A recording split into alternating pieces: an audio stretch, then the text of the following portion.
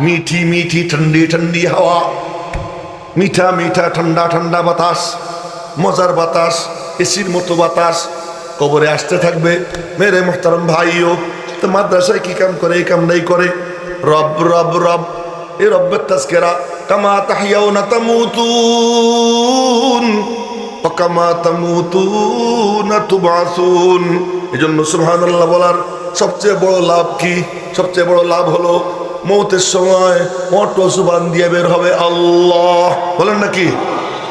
সুবহানাল্লাহ বলতে অভ্যাস করবেন, আলহামদুলিল্লাহ বলতে অভ্যস্ত হবেন, আল্লাহু আকবার বলতে অভ্যস্ত হবেন। আমার কথা না, আব্দুল কাদের জিলানী রহমতুল্লাহি আলাইহি ওনার খানকায় তাহাজ্জুদের সময় জিকির হয়, তাহাজ্জুদের পরে ফজর, ফজরের পরেও জিকির হয়, ফজরের পরে আবার এখানে জিকির ওখানে জিকির, সারাদিন জিকির আর জিকির, রাতের বেলায় জিকির। কিছু লোক গিয়ে জিজ্ঞেস করে, হুজুর এত জিকির কেন? এত জিকির শুধু একটাই মাকসাদ। কি মাকসাদ? তো মরণের সময় যেন মালিকের নাম জুবান দিয়ে বের হয়ে যায়। এজন্য রব্বুল আলামিন বলেন নাই নামাজ খুব বেশি বেশি পড়ো, বলেন নাই রোজা তুমি সারা বছর রাখো, বলেন নাই যাকাত বেশি দাও। একটা কাম বেশি করতে বলছেন, সেই কামটা আর কোনো কাম না। উযকুরুল্লাহ যিকরান কাসীরা, আল্লাহ আল্লাহ বেশি বেশি করে করো। কে বলছেন? জোরে বলেন, কে বলছেন? এই কথাটা কি নবীজি বলছেন না আল্লাহ বলছেন? আর নবীজি তাফসীর করছেন। কি তাফসীর? উযকুরুল্লাহ হাত্তা ইউকাল মাজনুন, আল্লাহর জিকির এই পরিমাণ করো যেন মানুষ বলে এটার মাথা খারাপ হয়ে গেছে, এটা পাগল হয়ে গেছে। এইটা যদি বলে, যদি কেউ জিকির করতে করতে কেউ তারে বলে পাগল, তার সাথে সাথে সেজন্য বলে ভাই এই যে কাগজ দিলাম কলম দিলাম একটু লেখে দে, একটু লেখে দে পাগল, দস্তখত দিয়ে দে পাগল। ও যদি লেখে দস্তখত দিয়ে দেয়, ওইটার জন্য রাইখে দেয়, মরণের সময় নিজের আপনজনের কাছে ওইটা দিয়ে বলবে এই কাগজটা আমার কাপড়ের মধ্যে দিয়ে দিস। মুনকার নাকির এসে যখন প্রশ্ন করবে মার রব্বুকা, ওই কাগজ বের করে বলবে দেখ দি আমার নামে কি লেখা, দেখ আমার নামে কি লেখা। আনতুম শুহাদাউল্লাহি ফিল আরদ, তোমরা আল্লাহর পক্ষ থেকে ধরা পৃষ্ঠে সাক্ষী। সুতরাং নবীজি ব্যাখ্যা করে দিয়েছেন। কি ব্যাখ্যা? উযকুরুল্লাহ হাত্তা ইউকাল মাজনুন, জিকির এই পরিমাণ করো যেন তোমার পাগল বলা হয়। কথা মেলা দূর চলে গেছে, বলতেছিলাম নবীজির জন্য আল্লাহ সেরা সেরা জিনিস চয়েস করছে। মনে আছে? হ্যাঁ, আমার মনে হয় ভুলে গেছে সবাই। সেরাটা চয়েস করছে। এখন মাটি, খানায় কাবার নিচের মাটি আল্লাহ কয় ওখান থেকে উঠেই নিয়ে নবীর কাছে পৌঁছে দে, যেখানে আমার নবী শুবে ওখানে পৌঁছে দে। ওখানে পৌঁছে দিছে ফেরেশতারা। আল্লাহ কয় আর একটু সুন্দর হওয়ার দরকার। কি? লাল গালিচার দরকার নাই, সুন্দর নরম বিছানার দরকার নাই। কি দরকার? রব্বুল আলামিন বলেন ফেরেশতারা এই জান্নাতের এক টুকরা মাটি নাও, নিয়ে আমার দোস্ত যেখান দিয়ে হাঁটাচলা করবে, আমার দোস্তের কদম যেখানে পড়বে, সচরাচর যেখান দিয়ে চলাচল করবে, যেখানে শুবে ওই জায়গায় জান্নাতের মাটি বিছাইয়া দাও। জান্নাতের মাটি বিছাই দিছে। নবীজির জুবান দিয়ে ঘোষণা হইতেছে মা বাইনা বাইতি ওয়া মিম্বারি রাউযাতুম মিন রিয়াদিল জান্নাহ, আমার ঘর আমার মিম্বর এই দুইয়ের মাঝের জায়গা, এটা কোনো জান্নাতের মাটি না, এটা জান্নাতের বাগান। আম্মা জান আয়েশা সিদ্দিকা বলতেন তিন জিনিস আমি এমন পাইছি যা আর কেউ পায় নাই। সুবহানাল্লাহ। মা খুব গর্বিত, মা, হ্যাঁ গর্বিনী মা। তিন জিনিস আমি এমন পাইছি যা আর কেউ পায় নাই। এই সব হাদিস শুনাইতেছি, কোনো গাল গল্প না। তিন জিনিস এমন পাইছি যা আর কেউ পায় নাই। বলে মা কি পাইছেন? নবীজির সঙ্গে দুনিয়াতে জান্নাতে ঘুমাইতাম। সুবহানাল্লাহ। মনে হয় কবরের থেকে আওয়াজ আসতেছে। জোরে সোরে সবাই মিলে বলেন সুবহানাল্লাহ। নবীজির সঙ্গে জান্নাতে ঘুমাইতাম। আর কি পাইছেন?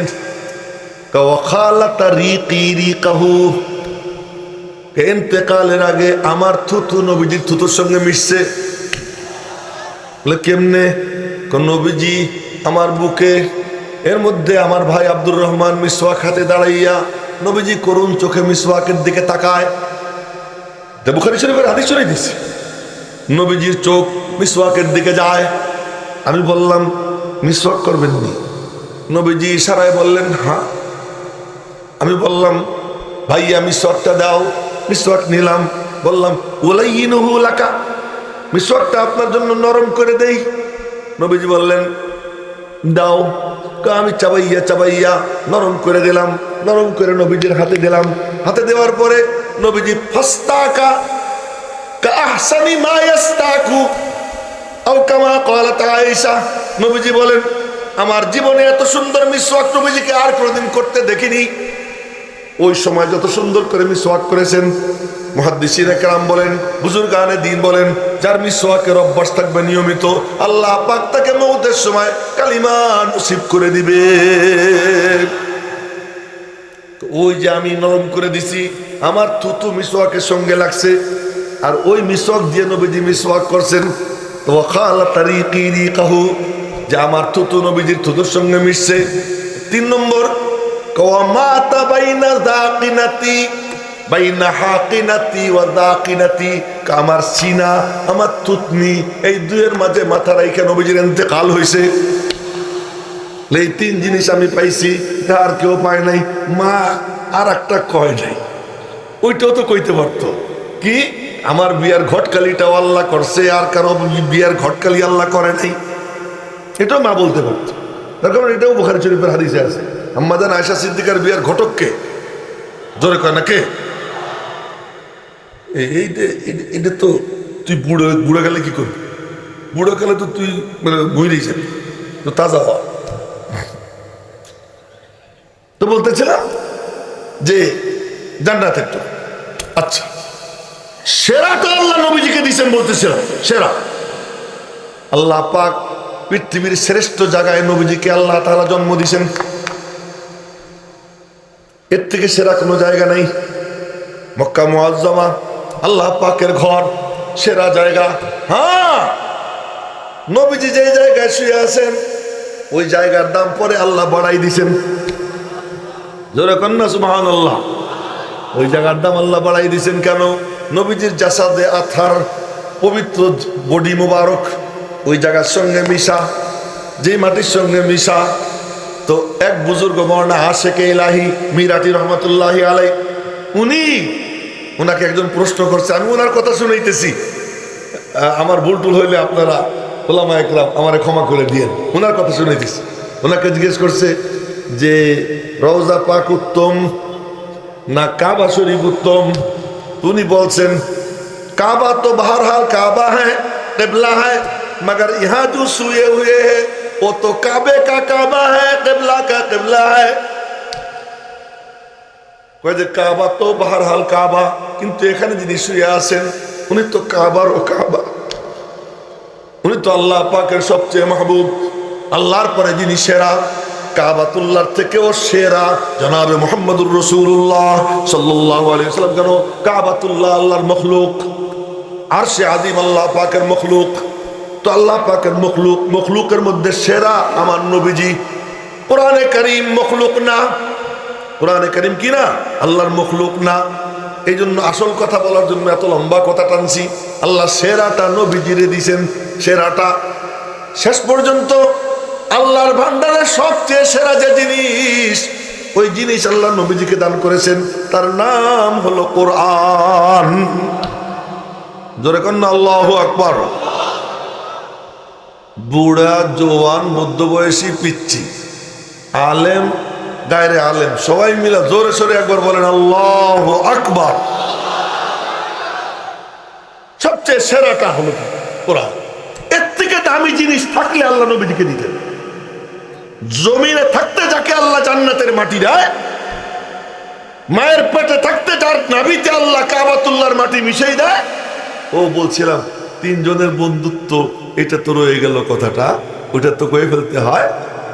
ওই একই জায়গার মাটি হযরত আবু বকর সিদ্দিকের নাভিতে লাগাই দেওয়া হয় 2 বছর পরে। কয় বছর পরে? নবীজির থেকে আবু বকর 2 বছরের ছোট ছিল। হ্যাঁ, এই লাল চাদরওয়ালা তোমার পাশের জন ঘুমায়, তুমি দাও না? ওটা মূর্খ।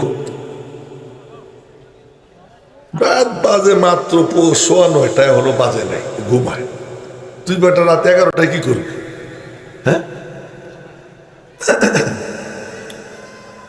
একই মাটি 2 বছর পরে আবু বকরের নাভিতে লাগাই দিয়েছে। ওই একই মাটি নবীজির 12 বছর পরে হযরত ওমরের নাভিতে লাগাই দিয়েছে। এই জন্য 3 বন্ধু এক কবরে শুয়ে গেছে। এ মোটু, তুই যে মোবাইল দেখিস আমি কিন্তু দেখছি আরো 2-3 বার। হ্যাঁ, মোবাইল আর দেখবি না, এখন পকেটে রাখ। হ্যাঁ, পকেটে। এইটা বড় ফিতনার জিনিস। ক্লাস থেকে আউট করে দেয়, ইলম থেকে আউট করে দেয়, উস্তাদদের নেক নজর থেকে আউট করে দেয়, বুজুর্গানের দিনের নেক নজর থেকে আউট করে দেয়। এমনকি বউ, সেও মোবাইল দেখে ওইদিকে শুইয়া, স্বামীও মোবাইল দেখে এইদিকে শুইয়া, 2 জন 2 দিকে মোবাইল নিয়ে ব্যস্ত, তার শেষ। এই সাংঘাতিক খারাপ জিনিস।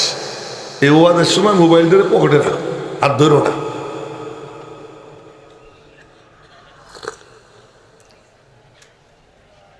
তিনজনের নাভিতে একই মাটি লাগাইছে। নবীজির ইন্তেকালের পরে আবু বকর সিদ্দিকের ব্যাপারে কারো কোনো প্রশ্ন নেই। অটো ওই জায়গায় শোয়াইছে নবীজির পাশে।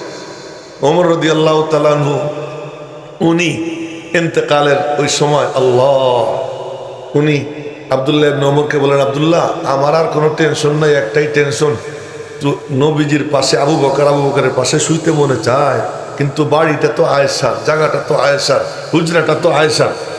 আয়েশা যদি অনুমতি না দেয় শুইতে পারি না। খবরদার খলিফা বলবি না, বলবি যে ওমর খাত্তাবের বেটা ওমর সালাম জানাইছে, অনুমতি চাইছে, আপনি অনুমতি দিলে ওখানে শুনুন।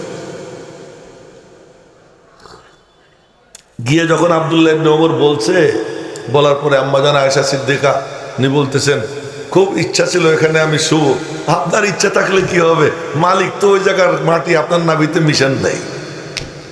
মারে বলতেছে, মা সমস্ত মুমিনদের মা।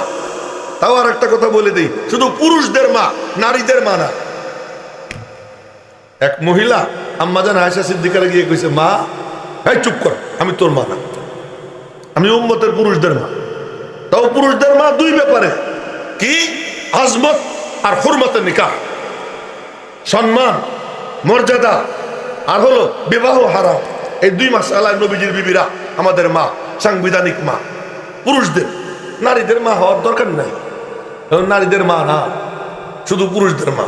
তা আমার মারে বলতেছি, মা শুইতে চাইলে কি হবে, ওই জায়গার মাটি তো আপনার নাভিতে লাগে নাই, আপনি কেমনে শুবেন? ওই জায়গার মাটি তো ওমরের নাভিতে লাগছে, ওই জায়গার মাটি ওমরের নাভিতে লাগছে।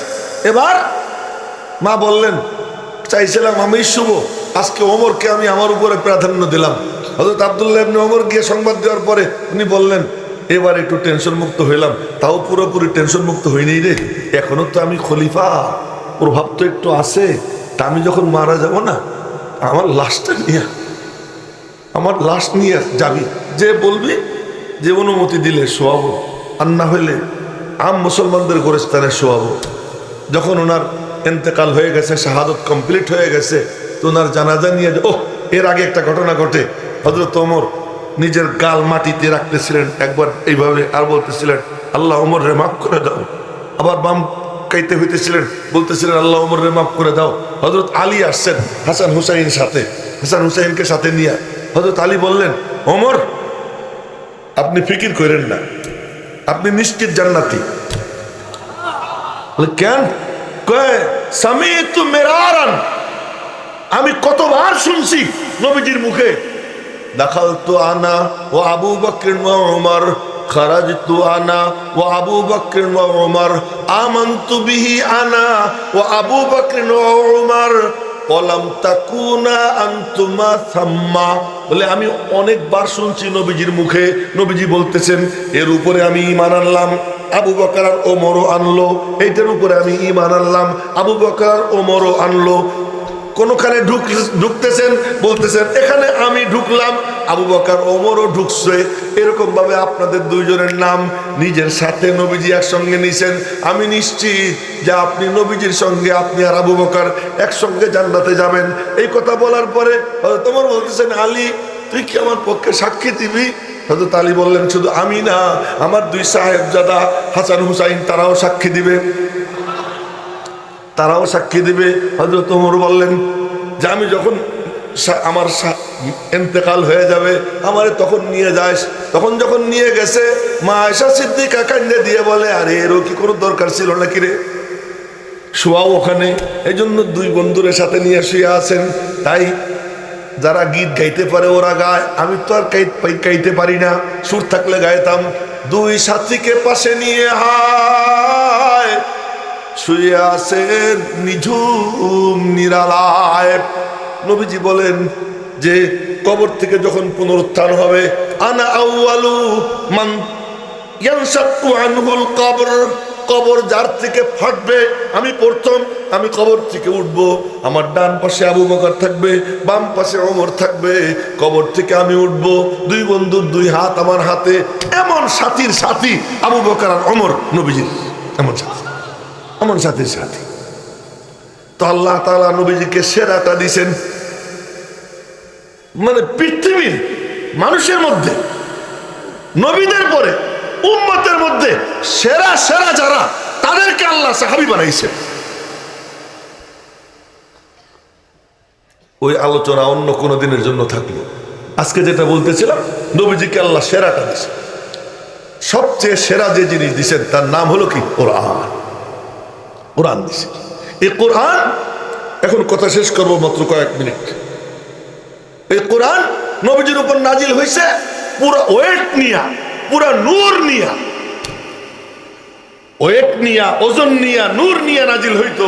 এই জন্য যখন নাজিল হইতো তো নবীজি দাঁড়াই থাকলে ধপস করে বসে পড়তেন, উটের পিঠে থাকলে উট, পুরা ওজন না, মোটামুটি ওজন।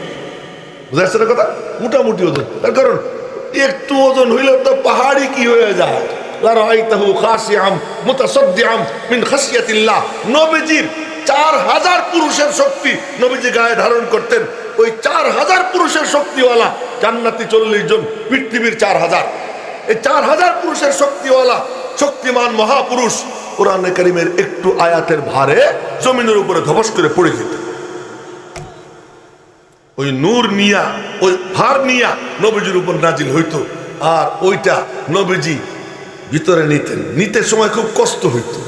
কিন্তু যখন জিবরাইল চলে যেত, চোখ বন্ধ করে দেখতেন কোরআনে কারীম কলবের মধ্যে অঙ্কিত হয়ে গেছে, নকশা হয়ে গেছে, খোদাই হয়ে গেছে। এই দেখা নবীজি একটা মুস্কি হাসি দিতেন, মুস্কি হাসি দিয়ে ডাক দিতেন, এই তোরা কোথায়, জলদি আয়। আসতো, আসার পরে নবীজি তিলাওয়াত শুরু করতেন। এই কোরআনে কারীম নবীজি হজম করতেন, হজম করে গিলা গিলা খাইতেন, খাইয়া হজম করতেন। হজম করার পরে নবীজি নিজে একটা কোরআন হয়ে গেছেন।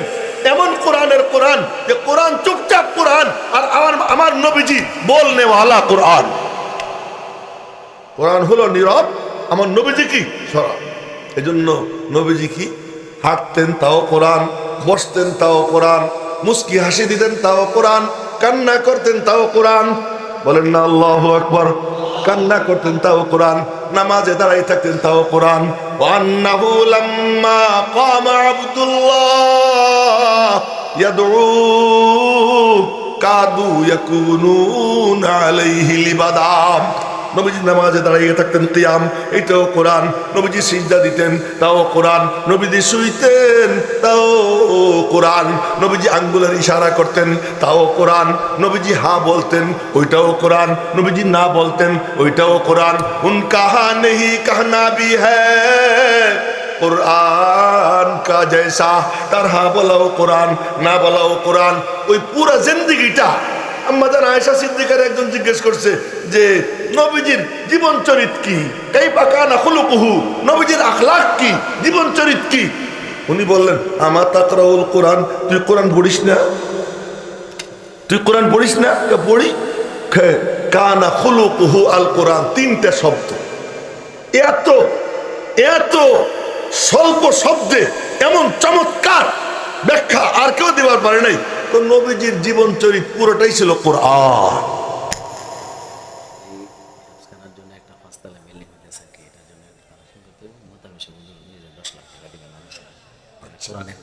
আচ্ছা, এটা আপনার নবীজি নিজে একটা কোরআন, সেই কোরআন নবীজি সারাক্ষণ ক্যামেরা চতুর্পাশে থাকে। এই ক্যামেরা না, সাহাবীদের চোখের ক্যামেরা। চতুর্দিক থেকে ক্যামেরা, পিছন থেকে দেখে, সামনের থেকে দেখে, ডাইনের থেকে দেখে, বাইরের থেকে দেখে, ঘরে গেলে বিবিরে দেখে, বাইরে আসলে সাহাবিরে দেখে, রাস্তাঘাটে গেলে যেখানে যান, জিহাদের ময়দানে ক্যামেরা, হজের ময়দানে ক্যামেরা।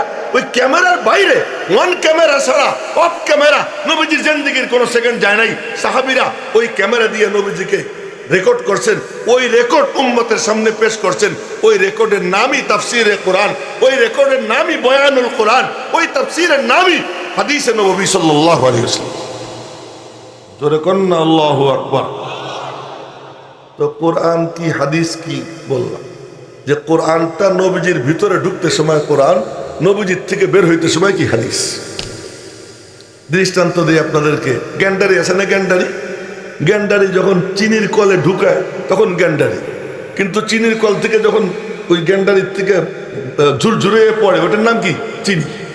নবীজির সিনার মধ্যে ঢুকতে সময় কোরআন, নবীজি যখন ব্যাখ্যা করছেন, নবীজি যখন ওই অনুযায়ী চলছেন, আমল করছেন, নবীজির কথা, নবীজির কাজ, নবীজির সমর্থন, নবীজির সিফাত, আখলাক, আদাত, এগুলোকে বলে কোরআন। যখন নবীজির থেকে বের হয়েছে ওই কোরআনটাই হাদিস হয়ে গেছে। এটা কি হয়ে গেছে? হাদিস হয়ে গেছে। হাদিস মানে নতুন, হাদিস মানে কি নতুন। আচ্ছা, এর নাম নতুন কেন? তার মানে কিয়ামত পর্যন্ত নবীজির থেকে আধুনিক, নবীজির আদর্শ থেকে অত্যাধুনিক কিয়ামত পর্যন্ত কেউ আনতে পারবে না। কিয়ামত পর্যন্ত আধুনিক বলো, অত্যাধুনিক বলো, সর্বাধুনিক বলো, যত আধুনিক বলো, সব আধুনিকতার যেখানে শেষ, আমার নবীজির আধুনিকতার সেখান থেকে শুরু। এজন্য নবীজির আদর্শ এটাকে কি, এটা সবগুলো হাদিস। তবে সব হাদিস সুন্নত না, কিন্তু সব সুন্নত হাদিস। এটা আর একদিন বলবো, যদি কোনোদিন দেখা হয়, যদি কোনোদিন দেখা হয় আর একদিন। সেই হাদিসের মধ্যে, সেই হাদিসের মধ্যে সাহাবায়ে কেরামের জামানায় তো সাহাবীরা সাংঘাতিক স্মরণ শক্তি ছিল। সাহাবীরা, এই সবাই একটু আমার দিকে তাকে, স্মরণ শক্তি কেমন ছিল? শুনতে দেরি, মুখস্থ হইতে দেরি হইত সাহাবীদের। আর তাদের আর কোনো কাম ছিল না।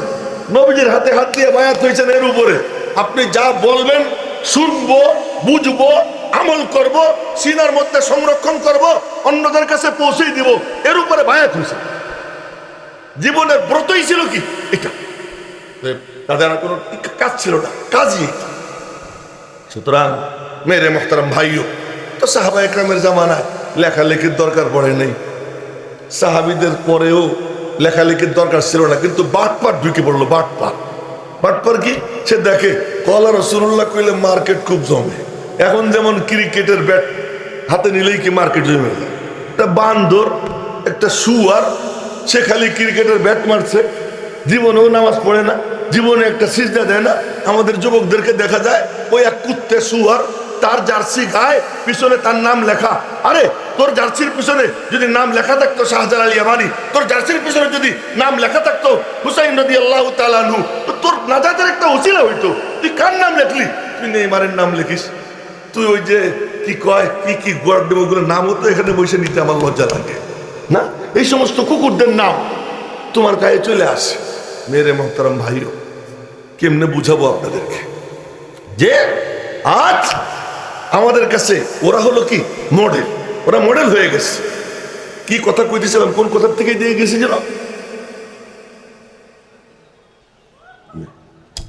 কোন ছাত্র ভালো ছাত্র কইতে পারে না, কোন কথার থেকে গেলাম। বলছি সাহাবায়ে কেরাম আরে বাটপাট ঢুকে গেছে। বাটপাট কি কারণে? কলা রাসূলুল্লাহ কইলেই মানুষ তারে ঘিরে ধরে। এখন যেমন খেলোয়াড় একজন দেখলেই চতুর্দিকে সবাই দাঁড়িয়ে যায়। এই খেলোয়াড়দেরও এত আকর্ষণ ছিল নাই যত আকর্ষণ ছিল একজন হাদিসওয়ালা। আব্দুল্লাহ ইবনে মুবারক বাগদাদে ঢুকছেন, বাগদাদের অলি গলি মানুষে ভরে গেছে, বন্যা।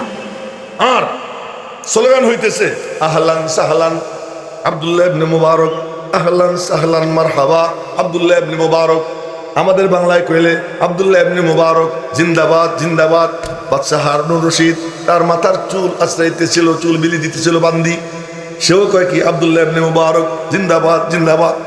এখন বাদশাহ হারুন বলে কে কি আমার টাকার কেনা বান্দি, তুই তার নামে স্লোগান দিস আমার পাশে দাঁড়াইয়া? আমি আপনার পয়সার কেনা বান্দি হইতে পারি, এই দেহ আপনার জন্য, এবং এই হাত এর খেদমত আপনার জন্য, কিন্তু দেলটা আমি আব্দুল্লাহ ইবনে মুবারককে দিয়ে ফেলেছি। বান্দি তার বাচ্চারে বলতেছে। এত আকর্ষণ ছিল এক হাদিসওয়ালা। এই টাইমে আব্দুল্লাহ ইবনে মুবারকের বেশ আগে আকর্ষণ শুরু হয়েছে যে কলা রাসূলুল্লাহ কইলে মার্কেট জমে যায়। তো এই কলা রাসূলুল্লাহ বাটপাররাও বলা শুরু করছে। এর মধ্যে বলতে বলতে আল্লাহ বলছেন কোরআন নাজিল করছি আমি, হেফাজতের জিম্মাদার আমি, কখন কোন ভাবে হেফাজতের সিস্টেম করব আমি আল্লাহ ভালো জানি।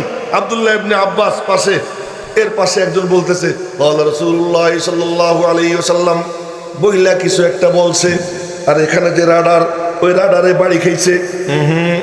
এটা তো হাদিস হইতে পারে না। উনি বললেন আম্মান, কার কাছে শুনছিস? তো কয় কি সামিতু রাজুলান আরিফু ওয়াজহাহু ওয়ালা আদরি, এ আমারে না দেখলে কিন্তু বুঝবেন না। সামিতু রাজুলান আরিফু ওয়াজহাহু ওয়ালা আদরি মা ইসমুহু, আমি এক লোককে বলতে শুনছি, দেখলে চিনি নাম জানি না। হযরত আব্দুল্লাহ ইবনে আব্বাস বললেন খবরদার খবরদার, কেউ যদি বলে ক্বালা রাসূলুল্লাহ সাথে সাথে বলবো আম্মান, কার কাছে শুনছিস। তার ও আবার কার কাছ থেকে শুনছে, এই করতে করতে নবীজি পর্যন্ত পৌঁছানো ছাড়া কোনো হাদিস নেবা না। এই যে কুদরতি ব্যবস্থা হয়ে গেল। আল ইসনাদু মিনাদ-দ্বীন, এজন্য হাদিস দুই জিনিসের নাম, সনদুল হাদিস, মতনুল হাদিস। মতন মানে পিঠ, মতন মানে মজবুত। কোরআন দ্বীনের মতন হলো কোরআন, আর দ্বীনের সরা হলো হাদিস। হাদিস আবার দুই জিনিসের নাম, একটা হলো সনদ আর একটা হলো মতন। কোন ধারায় আসছে, কার মাধ্যমে আসছে, লোকটা জীবনে কোনোদিন হাইটে হাইটে খাইছিল কিনা, লোকটা জীবনে কোনোদিন কাউকে ধোঁকা দিছে কিনা, লোকটা জীবনে কোনোদিন কোনো গীবত করছে কিনা, লোকটা জীবনে কোনোদিন হাদিসের ব্যাপারে একবার একটা বইলা আবার আর একটা বলছে কিনা, তার ব্রেনের মানে স্ক্যান করছে তার ব্রেনটা কেমন, এই সব কিছু কইরা এই যে সনদ দিয়া হাদিসকে মজবুত করা শুরু হইলো। পরে দেখে যে স্মরণ শক্তি দুর্বল হয়ে পড়তেছে। তখন স্মরণ শক্তি কেমন ছিল এক একজনের? ইমাম জুহরি খালি শুনতে দেরি, মুখস্থ হইতে দেরি হইতো না। রাস্তা দিয়ে হাঁটতে সময় দুই কানে আঙ্গুল দিয়া দৌড়ে যেত। কি হয়েছে? যা শুনি মুখস্থ হয়ে যায়। আজে বাজে কথা মুখস্থ হয়ে গেলে পরে আমার হাদিসের জায়গা কমে যাবে, আমার হাদিসের জায়গা কমে যাবে। এইরকম ব্যক্তিবর্গ ছিল, তখন লেখা টাকার দরকার ছিল না। কিন্তু যখন এমন হয়ে গেল যে এই সব লোক চলে যেতেছে, ওমর ইবনে আব্দুল আজিজ রহমতুল্লাহ আলাইহি মাসনাদে খেলাফতে আসীন হইলেন 99 হিজরিতে। উনি বললেন এই যার যার কাছে যে হাদিস আছে লেগে আমার কাছে জমা দে। এই যে রাষ্ট্রীয় উদ্যোগে হাদিস জড়ো করা শুরু হইল। সর্বপ্রথম কিতাব আকারে যে হাদিসের কিতাব লেখলেন, বাপ বাপ অধ্যায় অধ্যায় করে, ইনি হলেন ইমাম মালিক রহমতুল্লাহ আলাইহি। উনি মুয়াত্তা মালিক লেখা বাদশাহ হারুনুর রশিদকে গিফট করলেন। বাদশাহ হারুনুর রশিদ ওই কিতাবটা ওনার কাছ থেকে নিছেন। মেরে মোহতারাম ভাইও, অনেক লম্বা হয়ে যাবে। এই করতে করতে দ্বিতীয় শতাব্দীর শেষ, তৃতীয় শতাব্দীর শুরু, এই সময় এক ঝাড় আল্লাহর পক্ষ থেকে বাসা বাসা রূহ আল্লাহ তাআলা পাঠাইছেন। তার মধ্যে একজন হলেন মুহাম্মদ ইবনে ইসমাইল বুখারী, যার জন্ম 194 হিজরিতে। ইমাম মুসলিম ইবনুল হাজ্জাজ, ওনার জন্ম 202 হিজরিতে। এরকম করে মুহাদ্দিসদেরকে আল্লাহ পাঠাইছেন। তাদের কোনো কাম ছিল না, কাম ছিল শুধু হাদিস চর্চা। আর ইমাম বুখারী তো এমন যে এই হাদিস চর্চা করতে গিয়ে বিয়ের কথা জীবনে মনেও পড়ে নাই। হাদিসের মধ্যে এমন ভাবে ডুবে পড়েছে, বিয়ের কথা মনেও পড়ে নাই, বিয়ে করানো নাই। হাদিস মুখস্থ করছেন 6 লাখ বা 7 লাখ, 6 লাখ অথবা 7 লাখ।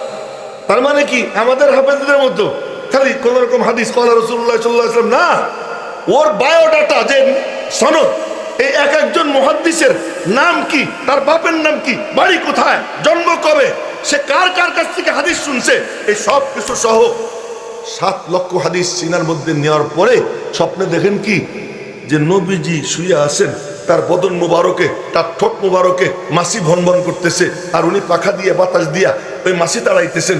উস্তাদের কাছে বললেন, উস্তাদ বললেন আরে তোর সোনালী কপাল, আল্লাহ তোর দ্বারা হাদিসের এমন খেদমত নিবে, সব আবর্জনা পরিষ্কার করে বিশুদ্ধতম হাদিস আল্লাহ পাক তোকে জড়ো করবার তৌফিক দিয়ে দিবে। এই জজবা পয়দা হয়। আর সেই জজবা নিয়ে মনে মনে ভাবলেন এমন কাম করব, এখানে করব না, জায়গা মতো করব। তো মক্কা শরীফ মদিনা শরীফ গিয়া যে হাদিস লিখতে ওনার লাগতো 7000 প্লাস হাদিস, আর হজরত আল্লামা শিব্বির আহমদ উসমানের হিসাবে সব মিলে 9082। এর ওনার লিখতে লাগতো কয়দিন। জালালাইন শরীফের তাফসিরওয়ালা 40 দিনে তাফসির লেখে, আর ওনার মুখস্থ হাদিস লিখতে বুঝি ওনার 16 বছর লাগবে। যা লিখতে লাগতো মাত্র 1-1.5 মাসের মধ্যে হয়ে যাওয়ার কথা, ওইটারে উনি লাগাইছেন 16 বছর। কেমনে লাগাইছেন? হাদিস একটা লিখবেন তো লেখার যেদিন লিখবেন ওই দিন উনি করছেন রোজা রাখছেন। রোজা রেখা আবার রোজা কাউকে জানতে দেন নাই। আর পরে আবার কি করছেন? গোসল করছেন। গোসল করে ইস্তেখারার 2 রাকাত নামাজ পড়ছেন। কখনো মিজাবে রহমতের নিচে বৈশা, কখনো হাতিমে কাবার ভিতরে বৈশা, কখনো ওই মানে মুলতাজিমের কাছে বৈশা, কখনো মাকামে ইব্রাহিমের পাশে বৈশা, কখনো হজরে আসওয়াদের সামনে বৈশা, কখনো রুকনে ইয়ামানির পাশে বৈশা। যখন যেখানে মনে হয়েছে ওখানে বৈশা সলাতুল হাজত 2 রাকাত পড়া, ইস্তেখারার নামাজ 2 রাকাত পড়া, আল্লাহ আমি এটা লেখবো কিনা তুমি আমার মাথার মধ্যে ঢেলে দাও। তো আল্লাহ পাক মাথা ঢেলে দিয়েছেন, লেখো। তারপরে লেখছেন। লেখার পরে 16 বছর লাগাইছেন, কখনো মক্কা শরীফ, কখনো মদিনা শরীফ। 16 বছর লাগাইয়া লেখা কমপ্লিট কইরা এরপরে এইটাই নিজে বুকে নিয়ে ঘুরছে, তার পড়াইছে। আর কোনো কাম নেই। ওই জামানায় 90,000কে সরাসরি পড়াইছে। 90,000। এই জামানার 90 কোটির থেকে বেশি। এই জামানায় তো আমরা ওয়াজ করতে সময় মাশাআল্লাহ শ্রোতা এখন দেখেন কয় হাজার। আর হযরত আশরাফ আলী থানভী রহমাতুল্লাহ আলাইহির শ্রোতা ছিল, যার ওয়াজ দিয়ে সব বক্তারা ওয়াজ করে। কত কিতাবে দেখা যায় ওনার এই ওয়াজের শ্রোতা ছিল 50 জন, এই ওয়াজের শ্রোতা ছিল কতজন? 80 জন, কোন ওয়াজের শ্রোতা ছিল 100 জন। এখন মাশাআল্লাহ আমাদের কত হাজার হাজার শ্রোতা। এই পঙ্গপালের মতো মানুষকে ওই সময় ছিল নাকি? সেই সময় 90,000কে সরাসরি কি করছেন? উনি পড়াইছেন পুরা জিন্দেগিতে। এই কিতাব বুকে নিয়ে ঘুরে বেড়াইছেন। আর এই কিতাব বুকে নিয়ে ঘুরে বেড়ানোর এক পর্যায়ে আইসা বুখারার গভর্নর বলে কি, আমার ছেলেদেরকে একটু আইসে পড়ান। তো উনি বললেন যে এলেম কেউ কারো কাছে যায় না, এলেমের কাছে আসতে হয়। আলেম কারো বাড়িতে যায় না, আলেমের দরবারে আসতে হয়। তুমি কিসের গোড়ার ডিমের গভর্নর হয়েছে? কি হয়েছে? তোমার ছেলে আমার কাছে পাঠাও। পাঠাবো ঠিক আছে, কিন্তু গরিবদের সাথে না। আমার ছেলেদেরকে একটু ভিআইপি ভাবে পড়ে। এখন ভিআইপি কালচার শুরু হয়ে গেছে মাদ্রাসায়। কিছু ছাত্র ভিআইপি, কিছু ছাত্র সাধারণ, কিছু ছাত্র এতিম। এই এলেমের মধ্যে আবার কিসের ভিআইপি রে? ইমাম বুখারী বলছেন কোনো ভিআইপি নাই, গরিবদের সাথে বসে পড়তে হবে। তখন ইমাম বুখারীকে বের করে দিচ্ছে সব থেকে। এখন বের করছে, ওই কিতাব বুকে নিয়ে বের হয়েছে। কিতাব বুকে নিয়ে বের হয়েছেন। খারতান নামক জায়গায় যাওয়ার পরে বলেন, আল্লাহ কদ দাকাত আলাইয়াল আরদু বিমা রাহাবাত, জমিন প্রশস্ত হওয়া সত্ত্বেও আমার জন্য সংকীর্ণ হয়ে গেছে, তুমি আমারে ডাক দাও। মালিক ডাক কবুল করে, মালিক ডাক কবুল করে। আর ওখানে ইন্তেকাল হয়, ওখানে কবর হয়। কবর হওয়ার পরে ওখান থেকে যে জানা মাটি, ওই মাটির থেকে মেশক আম্বরের ঘ্রাণ চালু হয়ে যায়। এই জন্য আল্লাহ পাক এই কিতাবকে এমন ভাবে কবুল করছেন, সমস্ত উম্মতের সর্বসম্মত ফয়সালা। আসাহুল কুতুবি বাদা কিতাবিল্লাহ আল জামিউস সহিহুল মুসনাদুল মুখতাসার মিন উমুরি রাসূলিল্লাহ সাল্লাল্লাহু আলাইহি ওয়াসাল্লাম ওয়া সুনানিহি ওয়া আইয়ামিহি। এটা হলো কিতাবের পুরো নাম। এমনি আমরা বলি কি বুখারী শরীফ। তো সেই কিতাবের শেষ হাদিস আজকে আপনাদের সামনে হুজুর ছাত্রদেরকে নিয়ে পড়বেন। এরপরে কিতাব বুকে নিয়ে ছাত্ররা আসবে। আবু